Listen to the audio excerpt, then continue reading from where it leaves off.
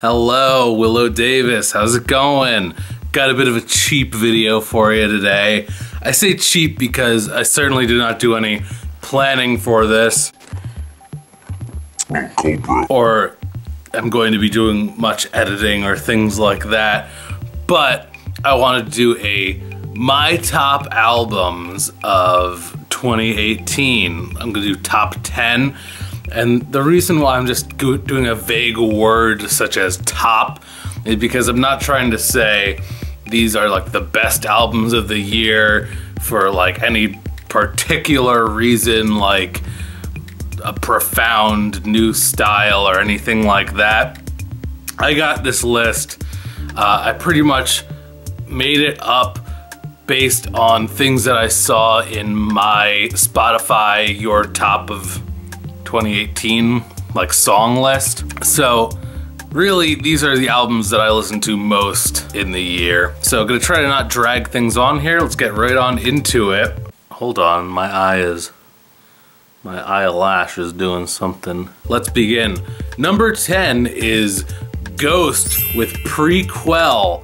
And this is really considered a top album of the year for metal, it seems, for a lot of people. And I mean, isn't it up for 2 Grammys or something? And Ghost has won Grammys before. So yeah, and so it's on the list. The reason why it's down on the list is only because while there are a couple songs on here that I've certainly listened to a lot, like Rats and Dance Macabre, is that how you pronounce it? I was looking down the track list and there's a couple of songs where for whatever reason I could not tell you how they go from memory. And I did listen through the album a few times obviously, but I found myself just really beyond the first like listen or two, just kind of clicking on the songs that I wanted to. So really great music. Ghost always does a great job with their catchiness.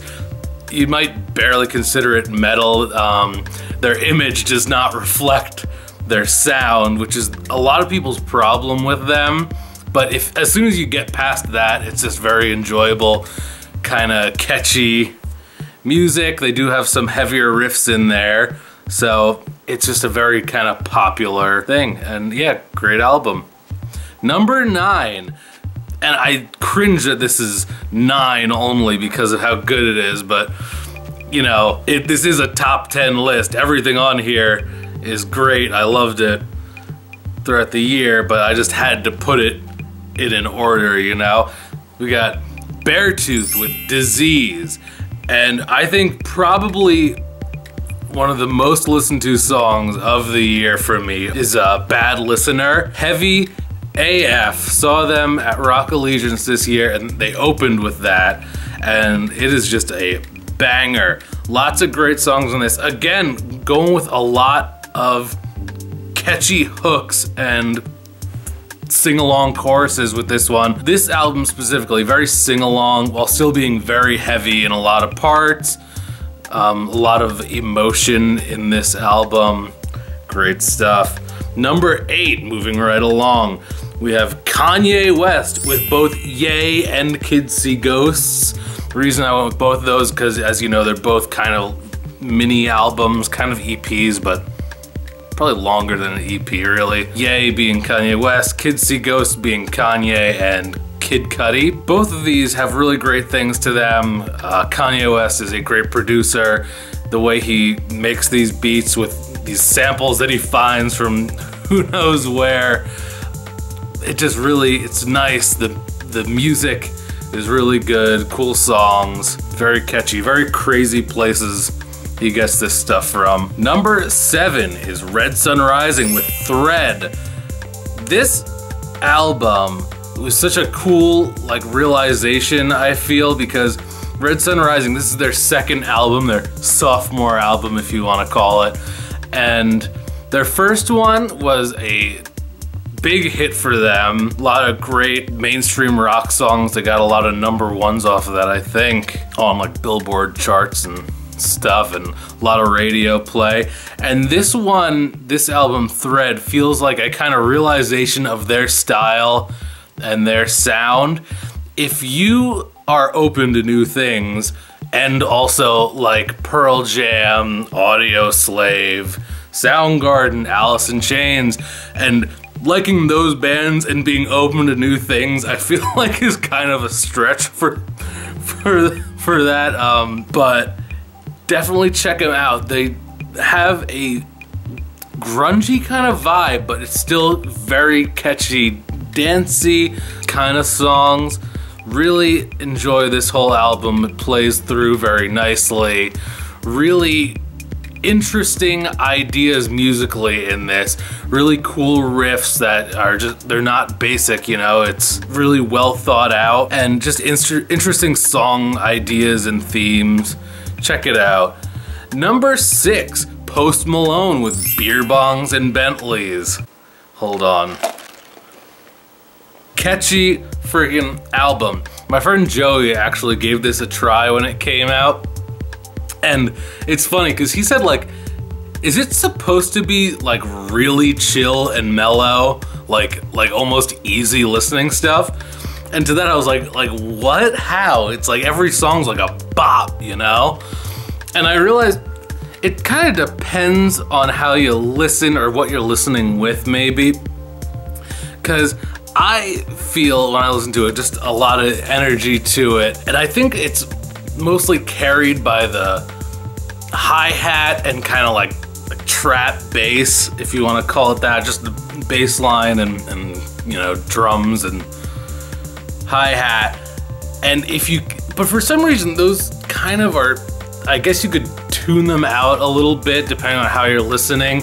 And then obviously the vocals are very reverberated at times, chill, mellow, little tiny bit mumbly, you know, it can come off as pretty chill, I guess. I don't know, but if you crank this in the car with the bass up, it is just jams, you know, it is lit. Better Now, great song off the album, like seems to be almost entirely chorus.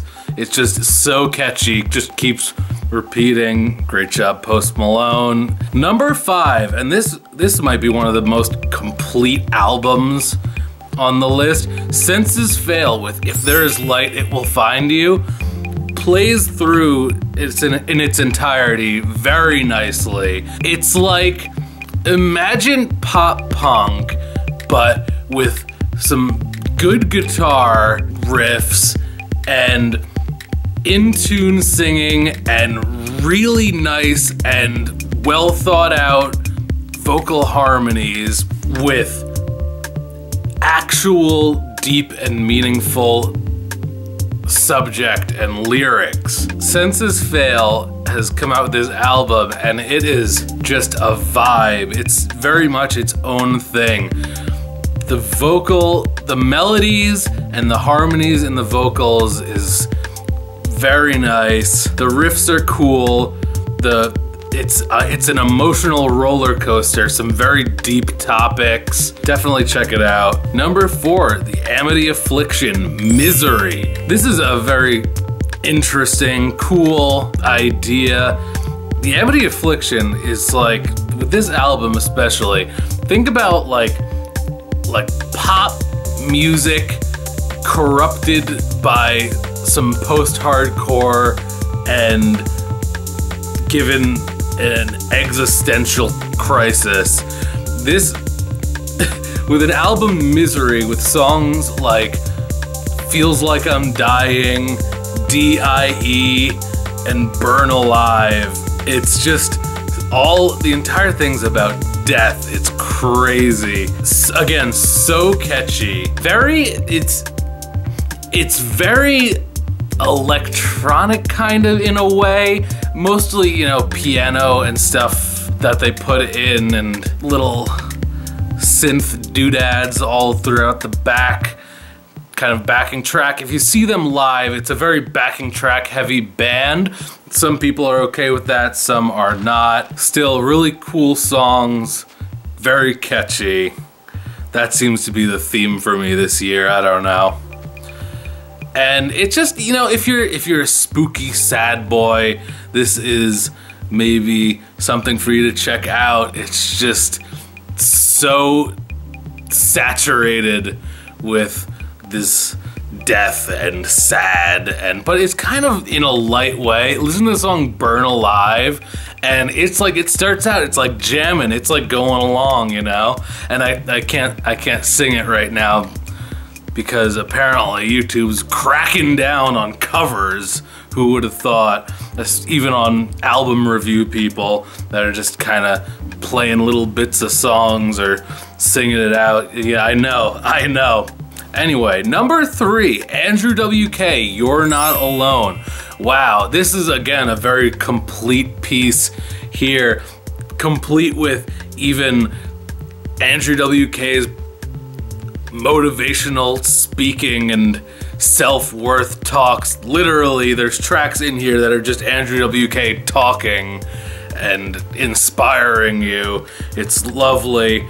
It's a very inspirational and realized album. You're Not Alone. Music is worth living for. He's really taken this all the way. And Andrew WK, he had huge success with his first album there, you know, all the partying stuff. Party hard, party hard. And after that, it was such a huge success, it seems. And after that, he really kind of went for some artsy noise stuff and started diving into some weird things. And having this album come out and having it be so like big and just on point is very refreshing. Just something I've been looking forward to for a long time. When it came out, it did not disappoint. Saw Andrew WK at Rock on the Range last time, and he was one of the best performances of the weekend, in my opinion.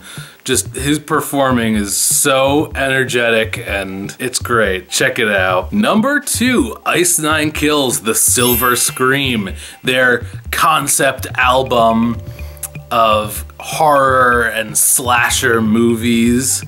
It's very cool, very concept. Each song's like a different one. You don't have to know each movie or have seen it to enjoy it. You can enjoy the song for what they are without knowing which movie it's about and stuff. Some of them are very straight, narrow, like clearly about the movie. Some of them are a little more vague, like you wouldn't know just by listening, and that's fine. It is a music album. Hopefully you can listen to it and just enjoy the music without knowing all the deeper stuff behind it. And this is really like their second concept in a row, I guess, because their last album was Every Trick in the Book, which was based on kind of spooky and horror and weird novels, which was also an incredible album. But yeah, Silver Scream, and it's cool because they take this concept, which is on these feature films, which are clearly already well thought out things, and they bring out some original things in it, some kind of thoughts and feelings that weren't totally expressed within the film, and kind of bring some of their own intentions to it, I guess. Really cool. Let's see, they got Halloween, Friday the 13th, even Saw, It. The It song is incredible, by the way. Jaws, you know, it's just a real cool mix of things. And that brings us to number 1, which I'm sure people who know me could have guessed. Judas Priest with Firepower. It was so refreshing when this album came out, because Judas Priest, their last 2 albums before this were kind of met with disappointment and criticism from a lot of people, which I enjoyed them, one more than the other, but you know, I will pretty much like anything they come out with. But I understand, and having this come out, which is to me their best album since what, maybe Angel of Retribution in 2005, I think, and maybe even better than that. It's metal, you know, the riffs are great, the guitar is great, it doesn't feel rushed, the themes are cool, Rob Halford sounds great, he's still singing, and this is an old band, they are classic, they're like 70s. They're one of the original metal bands, heavy metal, Birmingham, and they're still going. And just right off the bat with Firepower, the title track right at the beginning of the album, and that riff that comes in, it's just so heavy and nice. And I was so happy to see in 2018 all of these heavy albums coming out, because I feel like so many bands are going soft, and it's very sad to see. And I feel like a lot of these are examples that you can have catchy hooks and fun choruses and stuff and still keep it really heavy. And I think it's a nice thing to preserve. I'm not gonna try and hold on to the past and remember the good old days of this heavy music, but it's just nice in a world where we're seeing a lot of things soften up for a lot of bands to still be going so strong and heavy with some nice metalcore, which is really kind of what metal has evolved into. I feel people say there's no good metal bands, but they're just kind of overlooking what metal has branched off into. Check out Judas Priest Firepower for some classic heavy metal. It's up there. It is a really good album. Reminds me at times of Painkiller. It just very much feels like Judas Priest is back. Their album back in like 2008 or whatever, Nostradamus, it was a concept album on Nostradamus. There was a lot of cinematic, orchestral, but probably made by synthesizers, things in there. A lot of people didn't like it. A lot of just operatic things. I enjoyed the album a lot of people didn't. After that, they came out with Redeemer of Souls, which probably came across to a lot of people as like corny. There were some definite great songs in there. March of the Damned is one. For whatever reason, the album just did not really stick with people. And so having Firepower come out and just be a nice success for them, and also have these great songs on it and having people really enjoy it is really nice. I love Judas Priest, and even though they're old, they are heavy AF. So there you go, that was my top 10 albums. We could talk about it in the comments.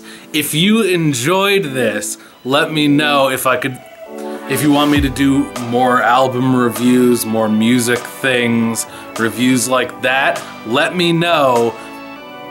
I can scale up maybe a little bit more on these types of things. Maybe I'll pre-write a little bit.